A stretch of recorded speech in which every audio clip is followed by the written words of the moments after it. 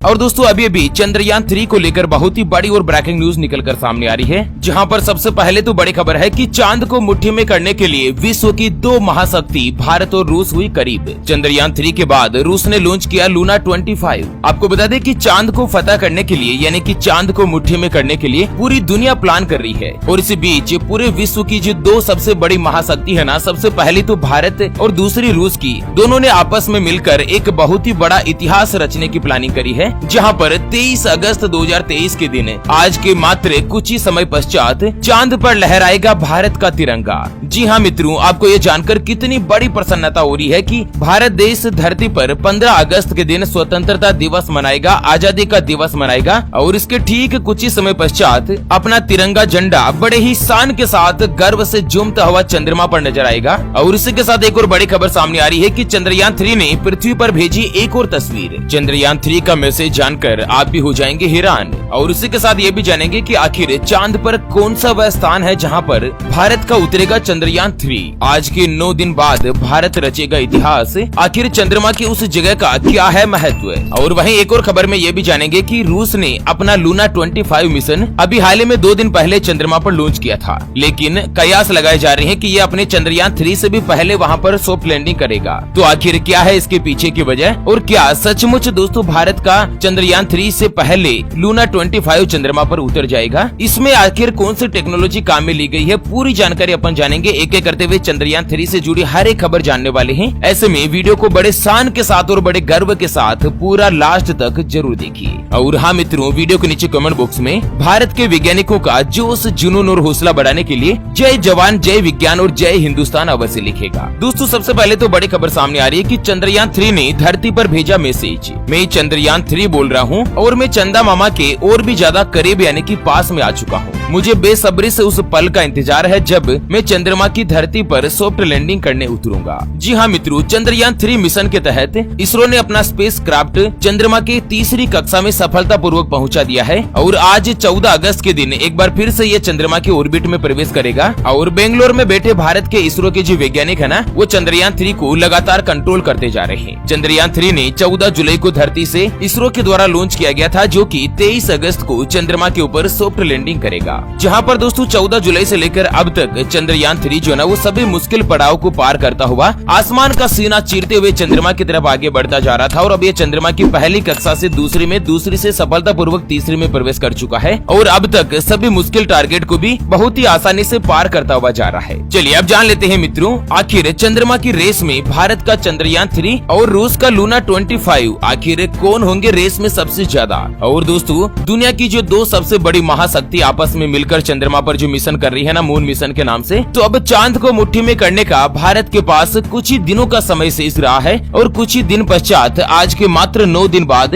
भारत का चंद्रयान 3 चंद्रमा की धरती पर अपना तिरंगा झंडा लहराएगा। दोस्तों कुछ ही समय शेष बचा है कि भारत का तिरंगा चंद्रमा की धरती पर उतरने जा रहा है। चलिए जान लेते हैं चंद्रयान 3 चंद्रमा पर उतरने के बाद क्या क्या काम करेगा, क्या क्या खोज करेगा और चंद्रमा पर अब तक क्या हासिल हो चुका है। और वहीं चंद्रयान 3 अगर सॉफ्ट लैंडिंग नहीं कर पाया तो इसका अगला टारगेट क्या होगा, चंद्रयान 3 में कौन सी टेक्नोलॉजी का इस्तेमाल किया गया है। एक एक करते हुए पूरी जानकारी अपन इस वीडियो में जानने वाले हैं। सबसे पहले हमेशा की तरह एक नजर डाल लेते हैं आज की माइंड क्विज यानी कि गिवे वाले सवाल की तरफ। तो दोस्तों आज का माइंड क्विज वाला सवाल आप स्क्रीन पर देख पा रहे हैं। एक सामान्य मनुष्य के शरीर का तापमान कितना होता है। जी हाँ दोस्तों, दोबारा सुन लीजिएगा, एक सामान्य मनुष्य के शरीर का तापमान यानी कि टेम्परेचर कितना होता है। तो फटाफट से लिखना है क्वेश्चंस का सही जवाब इस वीडियो के नीचे कमेंट बॉक्स में। और हाँ, सही जवाब देने वाले किसी एक खास कमेंट्स को सिलेक्ट किया जाएगा हमारी ओपीएस न्यूज टीम के द्वारा और उसे दिया जाएगा एक 20 ग्राम शुद्ध चांदी का सिक्का, जिसके एक तरफ ओपीएस न्यूज का लोगो लगा हुआ है तो वहीं दूसरी तरफ चंद्रयान 3 का सिंबल बना हुआ शानदार चमचमाता हुआ जो सिक्का है ना, वो गिफ्ट के रूप में डिलीवर कर दिया जाएगा बिना 1 रुपया भी चार्ज लिए। बस आपको ज्यादा से ज्यादा संख्या में वीडियो के नीचे सही जवाब लिखकर वीडियो को अपने मित्रों के साथ शेयर जरूर कर देना है, ताकि आप भी इस गिवे के अंतर्गत पार्टिसिपेट हो सके। चलिए सबसे पहले तो दोस्तों चंद्रयान 3 को लेकर बड़ी खबर खबर आ रही है कि चंद्रयान 3 में अगर सेंसर फेल हो जाए, इंजन काम करना बंद कर दे, फिर भी चंद्रमा की सतह पर सॉफ्ट लैंडिंग करेगा चंद्रयान 3। इसरो रचेगा एक नया इतिहास।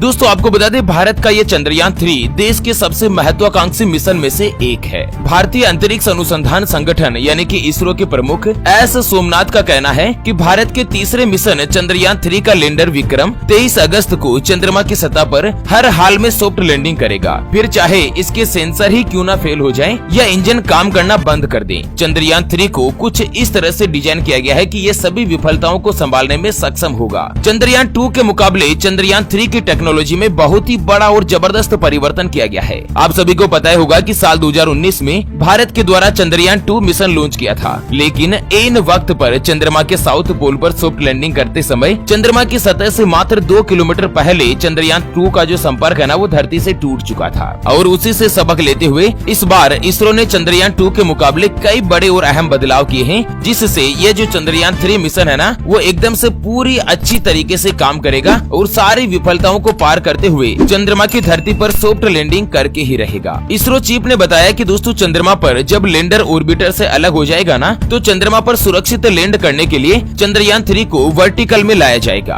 और ये महत्वपूर्ण है क्योंकि इससे पहले चंद्रयान 2 मिशन के दौरान इसरो अपने लैंडर को चंद्रमा की सतह पर उतारने में सफल नहीं हुआ था। तो इस बार टेक्नोलॉजी को बहुत ही अच्छे तरीके से अपडेट किया गया है। और वहीं आपको बता दें कि चांद को फतह करने के लिए पूरी दुनिया प्लान बना रही है। विश्व की 2 महाशक्ति भारत और रूस ने इसी प्लान के तहत इतिहास रचने की प्लानिंग कर ली है। भारत देश जहां पर चंद्रयान 3 के तहत, तो वहीं भारत का मित्र देश रूस लूना 25 के द्वारा चांद को मुट्ठी में करने के लिए मिशन स्पेस क्राफ्ट 11 अगस्त को लॉन्च कर दिया है। और दोस्तों रूस का जो ये मिशन है ना, वो चंद्रयान 3 से लगभग 2 दिन पहले चंद्रमा की सतह पर उतर सकता है। तो आखिर सभी लोगों के मन में ये सवाल उठ रहा होगा कि भारत के चंद्रयान 3 से बहुत दिन बाद लॉन्च होने के बावजूद भी ये चंद्रमा पर पहले कैसे उतर जाएगा। तो आपको बता दें दोस्तों कि रूस ने बहुत ही बड़ा खर्चा करके लूना 25 मिशन की लॉन्चिंग करी है। और दोस्तों आप सभी को पता होगा कि भारत जब भी चंद्रमा पर मिशन करता है या किसी भी ग्रह पर मिशन करता है ना, तो दुनिया के मुकाबले भारत का जो बजट होता है वो बहुत ही कम होता है। दोस्तों नासा, अमेरिका, चाइना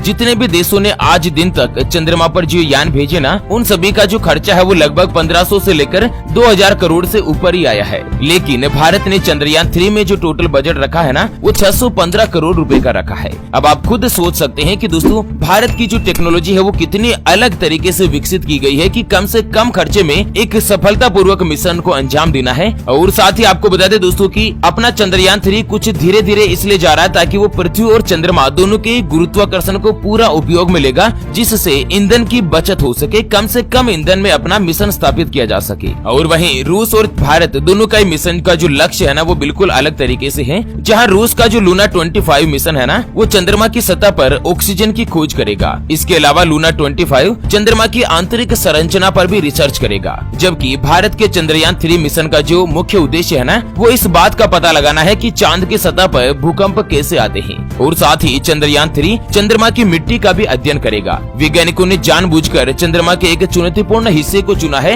जिसको साउथ पोल यानी कि लूनर पोल कहा जाता है। दोस्तों चंद्रमा का जो साउथ पोल है ना, इसकी मुख्य विशेषता यह रहती है कि यहाँ पर 14 दिन लगातार दिन का उजाला रहता है और 14 दिन ही लगातार रात का काला अंधेरा। और दोस्तों साउथ पोल पर 14 दिन जो रात का समय होता है ना, तब वहाँ पर टेम्परेचर लगभग माइनस में 250 डिग्री सेल्सियस पर पहुँच जाता है। ऐसे में अपने चंद्रयान 3 की जो कुल जीवन काल है ना, वो लगभग 14 दिन ही रहने वाली है। और अपने चंद्रयान 3 का जो मुख्य उद्देश्य है ना, वो चंद्रमा पर खनिज पदार्थों की खोज करना, चंद्रमा की मिट्टी का अध्ययन करना और चंद्रमा के वातावरण के बारे में रिसर्च करना है। वहीं आपको बता दें कि दोस्तों साल 2008 में यानी कि लगभग आज के 14 साल पहले भारत देश ने जब चंद्रयान फर्स्ट मिशन को लॉन्च किया था ना, तब उसी से पता चल पाया था कि चंद्रमा पर पानी की मौजूदगी है। यानी कि पूरी दुनिया में चाहे नासा हो, अमेरिका हो, रूस हो या जापान हो, सभी देशों ने चंद्रमा पर मिशन किए। कुछ सफल हुए, कुछ असफल हुए, लेकिन आज दिन तक चंद्रमा पर किसी ने भी पानी की खोज की पुष्टि के प्रमाण नहीं दिए थे। लेकिन 2008 में ही भारत के वैज्ञानिकों को चंद्रमा पर पानी की मौजूदगी के संकेत मिले थे। और उसके बाद से ही जैसे ही पानी की खोज हुई ना चंद्रमा पर, उसके तुरंत बाद पूरी दुनिया में जैसे चांद को फतह करने की होड़ सी लग गई।